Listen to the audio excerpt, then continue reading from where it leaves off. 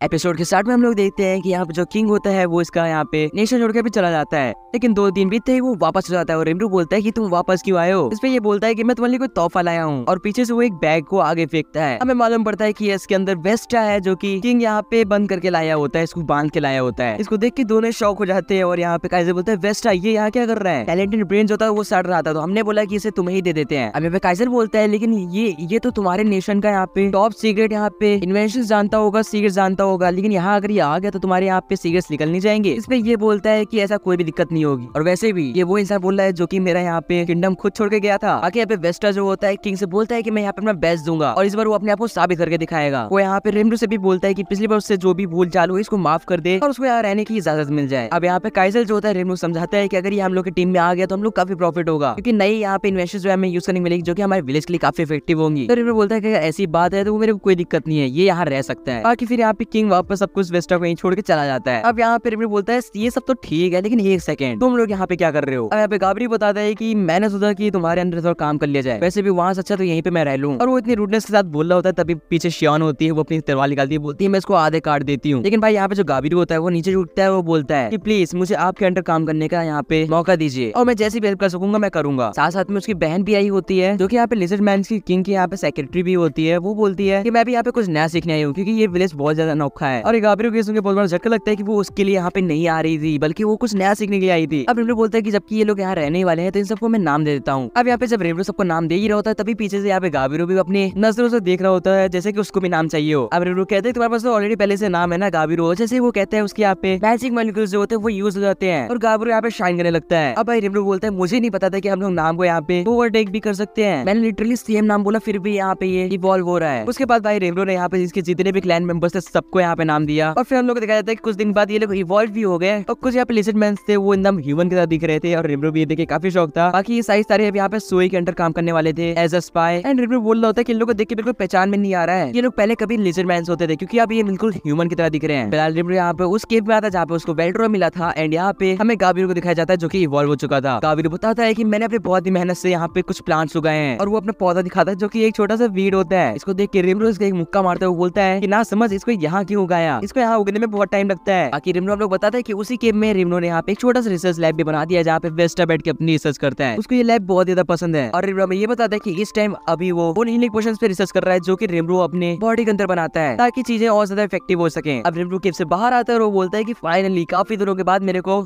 चैन की सांस लेने का मौका मिला है। नेक्स्ट में हम लोग देखते हैं कि कोई अपने यहाँ पे मैजिक बॉल में उसी डीमन लॉर्ड को देख रहा होता है जिसको रिमरू हरा रहा होता है। अब यहाँ पे हम लोग काफी लोग देखते हैं जिसमें से ये लड़की बोलती है कि ये तो काफी अच्छा है, अब ये मेरा खिलौना बनेगा और उसके साथ मैं ही खेलने वाली हूँ। आगे क्लेमन बैठा होता है, वो बोलता है कि हाँ हाँ तुम्हारी मर्जी, तुम चाहो तो इसको मसल भी सकती हो। तो यहाँ पे ये बोलती है कि अब बस तय हो गया, मैं जा रही हूँ इसके विलेज में देखने का आखिर कितना पावरफुल हो सकता है। अब नेक्स्ट हम लोग रिमरू को दिखाया जाता है और रिमरू बोल रहा होता है कि मुझे ऐसा आभास हो रहा है कि दूर से कोई बहुत ही तेज स्पीड से आ रहा है और हम लोग यहाँ पे आसमान में देखते हैं कि कोई बहुत ही तेज स्पीड से यहाँ पे रिमरू के विलेज की तरफ बढ़ रहा होता है। रिमरू देखते हैं कि उसके ऊपर ही ये आ रहा है और इससे पहले रिमरू वहाँ से हट सकता है एक बहुत ही बड़ा ब्लास्ट होता है और भाई वहाँ पे पूरी धूल धूल हो गई थी एंड हम लोग को दिखाया जाता है कि ये अपने आप को इंट्रोड्यूस करती है कि मैं हूँ डिस्ट्रॉयर और मेरे को लोग मिलिम भी कहते हैं और हाँ मैं डीमन लॉर्ड हूँ, ये मत भूलना। अब रिमरू कहता है अभी तो मैंने जाने की सांस ली थी एंड अब ये फिलहाल ये डीमन लॉर्ड है तो उससे बच के रहना पड़ेगा। अब मिलिम इसके पास आते हैं, उसके साथ खेलते हुए कहती है कि तुम ही हो ना जिसने उसको हराया था वो ऑर्क लॉर्ड को। अब रिमरू हाँ बोलता है और तो बोलता है कि तुम्हें कैसे मालूम पड़ा। ये बोलती मेरी आंखें देख रहे हो, मैजिकल आईज है, इससे मेरे को पता चल जाता है कि कौन कितना पावरफुल है। वैसे मुझे लगा था कि तुम कोई ह्यूमन फॉर्म में हो गए लेकिन तुम एक स्लाइम हो, क्या तुमने ह्यूमन फॉर्म में ट्रांसफॉर्म करा था। अब रिमरू यहाँ पे ह्यूमन फॉर्म लेता है और बोलता है तुम्हें मतलब सब कुछ पता है, फिलहाल तुमने ऐसे बोला तुम यहाँ पे सिर्फ अपने आप को इंट्रोड्यूस करने आई हो। फिलहाल मिलिम यहाँ पे बहुत ही मासूम की तरफ बन के दिखा रही थी, बोल रही थी मुझे लगा नहीं था कोई इतनी परफेक्टली ट्रांसफॉर्म कर सकता है। अब रिमरू पूछता है कि तुम्हें और कोई काम है कि नहीं और वैसे भी तुम्हें यहाँ पे कुछ तो चाहिए होगा ना, तुम ऐसे तो नहीं आई होगी। इसमें मिलिम कहती है नहीं, मैं सिर्फ अपने आप को इंट्रोड्यूस करने आई थी और मैं देखना चाहती थी कौन था पावरफुल है यहाँ पे इसने ऑर्क लॉर्ड को हरा दिया। फिलहाल अब रिमरू ऊपर दिखता है, बोलते है ये क्या आ रहा है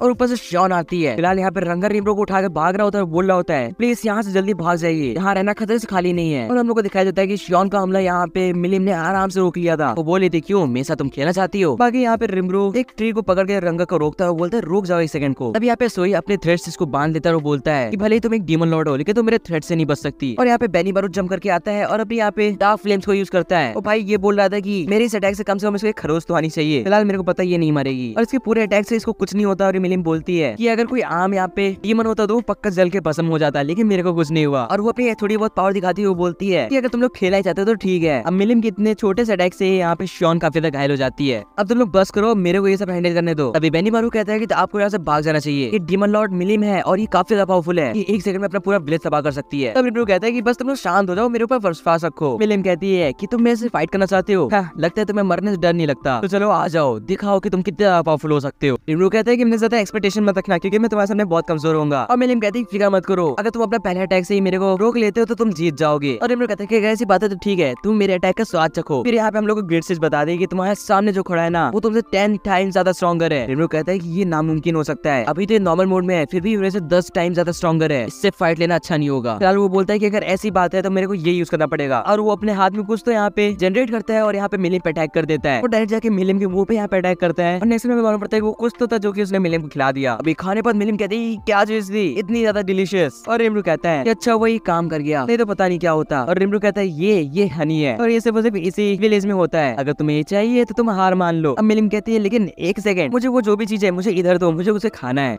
अब भाई ये सब देख के बेनीमारू और बाकी लोग तो एकदम शॉक हो गए थे कि कैसे रिब्रू ने उसको इतनी इजीली हैंडल करा। अब रिब्रू मना करता है, वो बोलता है कि बिल्कुल नहीं। तो मिलिम कहती है कि अच्छा ठीक है, हम इस बैटल को ड्रॉ मानते हैं, ड्रॉ ठीक है, और हाँ मैं प्रॉमिस करती हूँ मैं तुम्हारे विलेज पे कभी अटैक नहीं करूंगी, अभी ठीक है। इस पे रिब्रू कहता है मुझे लगा ही था, इसका ब्रेन बिल्कुल बच्चों वाला है जैसे इसकी बॉडी है, फिलहाल अब तुम इसे खा सकती हो, तुमने हमारी शर्तें जो मानी। अब नेक्स्ट में मिलिम इसका मजा ले रही होती है, वो बोल रही होती है कि तुम डीमन लॉर्ड क्यों नहीं बन जाती। अब रिब्रू बोलता है डीमन लॉर्ड, लेकिन क्यों? मिलिम कहती है क्योंकि ये काफी ज्यादा इंटरेस्टिंग होगा। और रिब्रू कहता है कथा ही नहीं, वैसे भी डीमन लॉर्ड बनने में किसे इंटरेस्ट होगा। अब मिलिम कहती है लेकिन तुम याद रखना तुम यहाँ पे ह्यूमन और डीमन सब पे राज कर सकते हो। इसमें रिब्रू कहता है मुझे कोई इंटरेस्ट नहीं है, वैसे भी ये बहुत बोरिंग होगा। और ये सुन के भाई यहाँ पे मिलिम शॉक हो जाती है और रिब्रू बोलता है मतलब ये सच में बोरिंग है। अब रिब्रू जा रहा होता तभी मिलिम उसको पकड़ती है, वो बोलती है 1 सेकंड, मतलब तुम्हारे पास और भी चीजें हैं जो डीमन लॉर्ड बनने से ज्यादा इंटरेस्टिंग और यहाँ पे फन हो सकती है। और वो बोलते है कि मुझे वो सारी चीजें दिखाओ, मुझे भी फन करना है। एंड वो ऐसे जिद करने लगती है और रिब्रू बोलता है चलो ठीक है, लेकिन इसके लिए तुम्हें मुझे रिम्रू को उनके नाम से बुलाना पड़ेगा। अब उसे मिलिम कहती है तो फिर मेरे को तुम ग्रेट मिलिम बुलाओगे। तो रिम्रू बोलता है अच्छा चलो ऐसी बात है ना, तो मेरे को रिम्रू बुलाओ, मैं तुम्हें मिलिम बुलाऊंगा। अब मिलिम कहती है कि ठीक है तुम मेरे को बुला सकते हो, लेकिन और कोई नहीं। अब बेनीमारू कह रहा होता है कि जैसा मैंने एक्सपेक्ट करा था रिम्रू समा से वैसा ही हुआ, उन्होंने बहुत इजीली यहाँ पे डीमन लॉर्ड का हैंडल कर लिया। अब यहाँ पे गाबिरू आता है, वो बोलते है ये बच्ची कौन है, क्या ये अपना रास्ता भटक गई है। और उसके बाद उसको उसका फल बहुत जल्दी मिल जाता है, वो अपने पूरे विलेज तक यहाँ पे घिसटता हुआ जाता है। अब मिलिम कहती है कि अगर मैंने ये पता ना करा होता ना इस विलेज को मैं हार्म नहीं पहुंचाऊंगी तो अभी तुम्हें यहाँ पे गाड़ देती। अब गाबिरू बहुत ज्यादा शॉक हो गया था ये क्या चल रहा है और पूछते हैं कि ये बच्ची 1 सेकंड। तभी हम लोग देखते हैं मिलिम एकदम गुस्सा हो जाते हैं, वो बोलती है नहीं ये महान शख्स कौन है। इस पे रिम्रू बताता है कि ये डीमन लॉर्ड है और यहाँ पे गाबिरू के आंखें फटी फटी रह जाती हैं। फिलहाल यहाँ पे अब रिम्रू जो होता है मिलिम को सबसे इंट्रोड्यूस करता है पूरे विलेज से। सब लोग सोच रहे होते हैं ये पॉसिबल कैसे है, ये तो डीमन लॉर्ड मिलिम है, वो डिस्ट्रॉयर, और ये हमारे रिम्रू के साथ क्या कर रही है। भाई यहाँ पे अपना रिगुर तो एकदम रो रहा था, वो बोल रहा था कि मुझे विश्वास नहीं हो रहा है कि रिम्रू ने इसके साथ यहाँ पे अलायंस फॉर्म कर लिया। मिलिम कहती है मैं हूँ मिलिम डीमन लॉर्ड, तुम सब मेरे को जानते ही होगे। रिम्रू कह रहा है कि लगता है इसको सबसे पहले सब लोग जानते हैं, शायद इसने पहले बहुत तबाही मचाई होगी। मिलिम कहती है कि मैं और रिम्रू बहुत अच्छे दोस्त हैं, तो तुम सबको फिक्र करने की जरूरत नहीं है। मिलिम इसके साथ ये भी कहती है कि आज से मैं और रिम्रू बेस्ट फ्रेंड्स हैं।